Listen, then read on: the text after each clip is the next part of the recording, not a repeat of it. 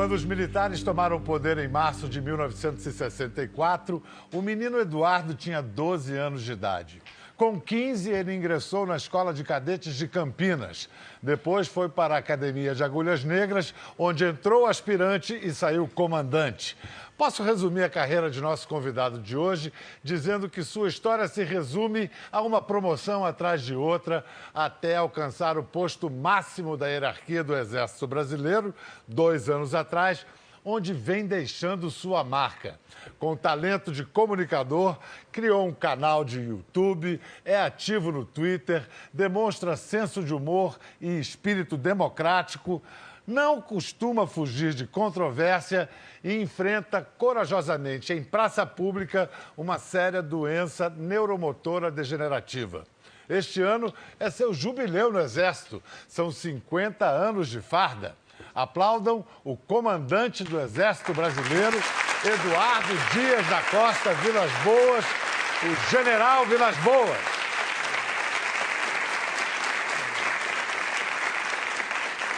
Que, pelo visto, escolheu a sua melhor farda de camuflagem para a nossa conversa. Tá? Maquiaram o senhor também? Bial, eu quero começar com uma reclamação, sabe? Poxa vida. Mas o que foi? Não trataram bem? Você imagina o pessoal da selva, os paraquedistas, sabendo que eu estou de camuflado e maquiado. Não tem problema. Não vai pegar muito bem, não? Não. Você sabe por que os militares usam aqueles uniformes bem brilhantes, vistosos, bem enfeitados? Vaidade. É para impressionar os homens e agradar as mulheres. Ah!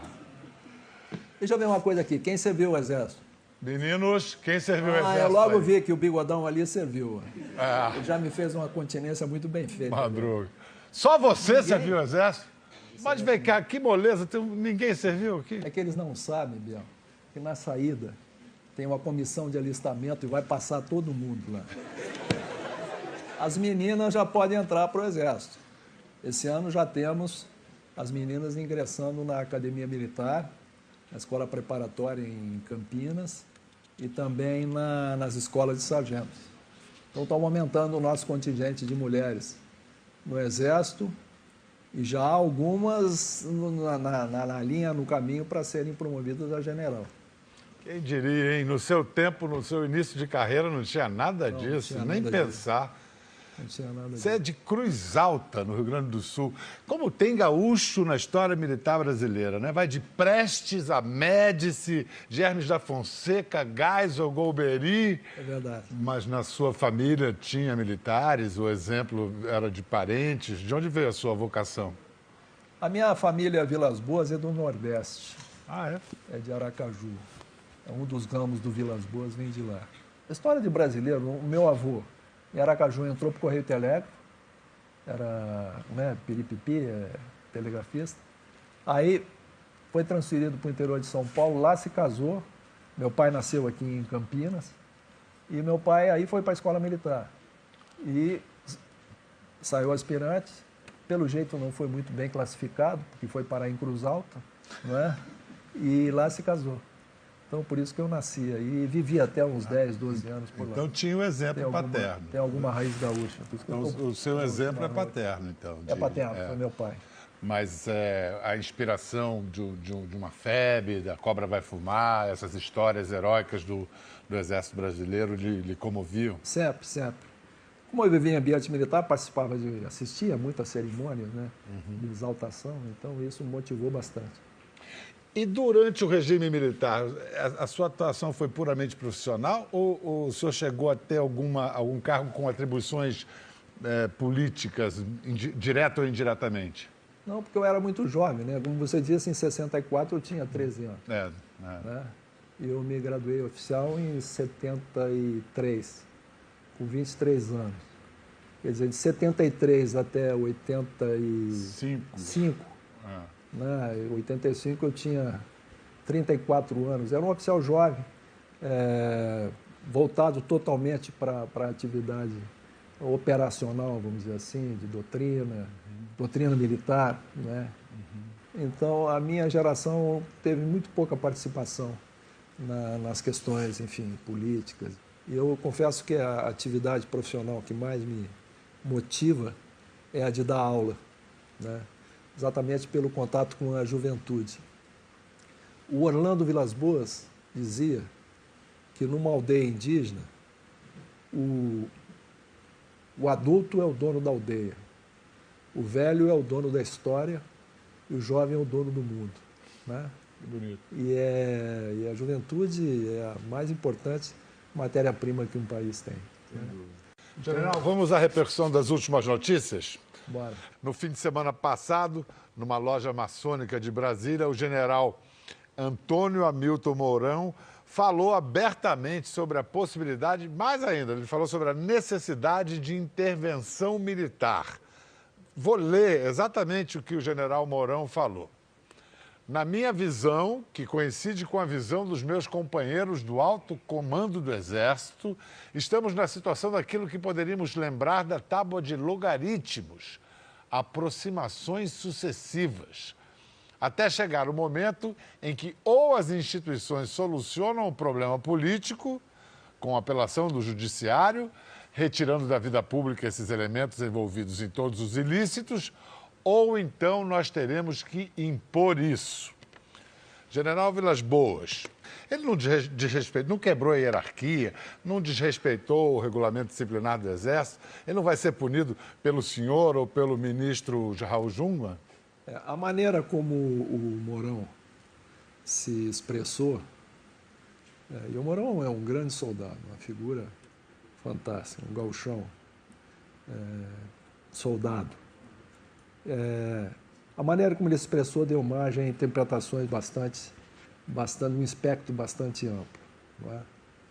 Mas ele inicia a fala dele dizendo que segue as diretrizes do comandante.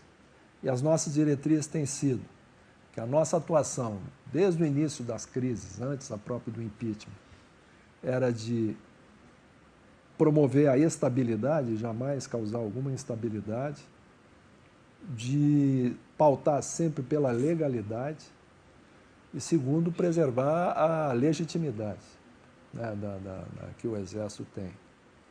Então, ele começou pautando isso.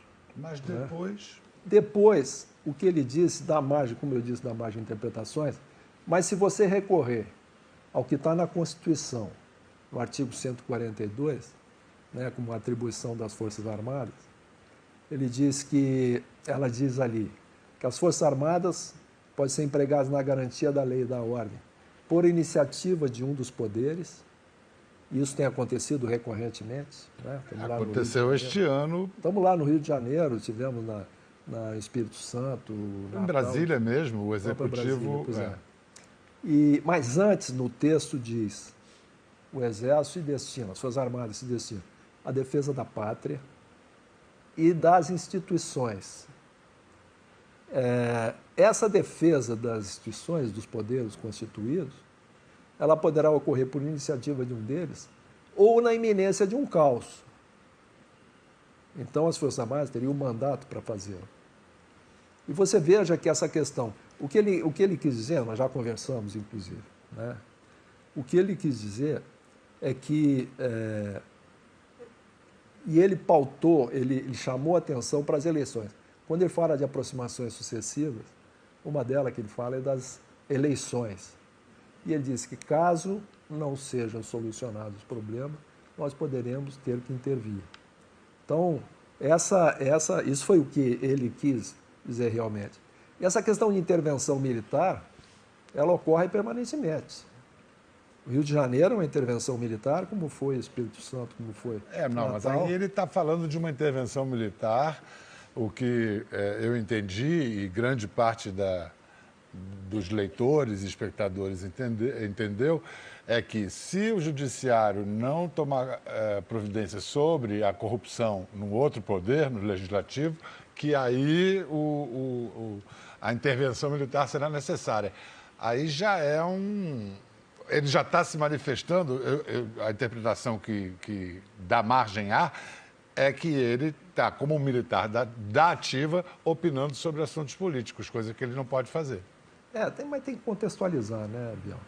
O ambiente que ele estava era um ambiente fechado, né? Ele foi provocado numa pergunta. Mas não é a primeira vez que ele fala, né? Ele já tinha se manifestado uma outra vez. É. Mas já conversamos, inclusive ele falou no alto comando, e ele não fala pelo alto comando. O único que fala pelo alto comando sou eu, né? E pelo Exército também. Mas é uma questão que já consideramos resolvida internamente Não vai e haver. a população... Punição enfim, não vai haver. Punição para ele? não, já conversamos, Sei. né? Para colocar as coisas no lugar, mas uma punição formal não vai haver.